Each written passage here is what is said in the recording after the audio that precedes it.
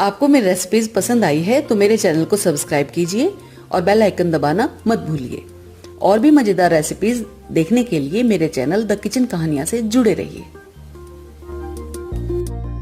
आज हम बना रहे हैं एप्पल पाई स्मूदी।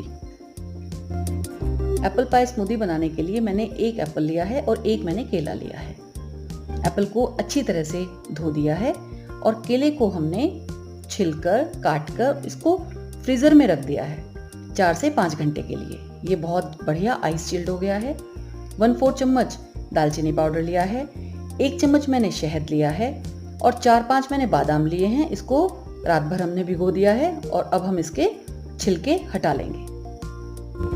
हम छिलका हटाकर बादाम डालेंगे। कुछ बूंदे हम वनीला एसेंस और ठंडा मैंने दूध लिया है। सबसे पहले हम बादाम के छिलके ही हटाकर साफ कर लेंगे।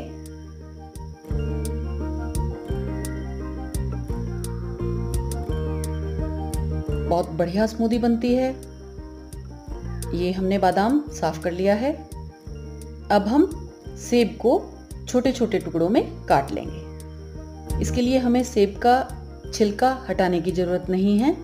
बस हम ये श्योर करें कि कोई बीज या हार्ड पार्ट जो सेब के बीच में होता है वो इसमें ना डले। अब हम एक मिक्सर जार में फ्रोजन केला और काटा हुआ सेब डाल देंगे। कोई बीज नहीं डलना चाहिए सेब का। और साथ ही इसमें हम बादाम डाल देंगे और इसको एक बार ब्लेंड कर लेंगे। ये हमने ब्लेंड कर लिया है। अब इसमें हम दालचीनी का पाउडर और शहद साथ ही डाल देंगे। हम चीनी का यूज नहीं कर रहे हैं। कुछ बूंदे वनीला एसेंस डाल देंगे इसको एक बढ़िया फ्लेवर देने के लिए। और साथ ही इसमें हम थोड़ा दूध डालकर इसको दोबारा ब्लेंड करेंगे। अगर आपके पास वनीला एसेंस नहीं है तो आप चाहे ना डालें। और थोड़ा सा इसको हम ब्लेंड करने के बाद दोबारा से बाकी बचा हुआ दूध डाल देंगे और अब इसको एक स्मूथ टेक्सचर आने तक अच्छी तरह से ब्लेंड कर लेंगे। बहुत जल्दी बनने वाली स्मूदी है और बहुत हेल्दी ड्रिंक है। और ये देखिए एप्पल पाई स्मूदी बनकर तैयार हो गई है। न्यूट्रिशियस वैल्यूज की बहुत अच्छी हैं, बच्चों को पसंद आएगा।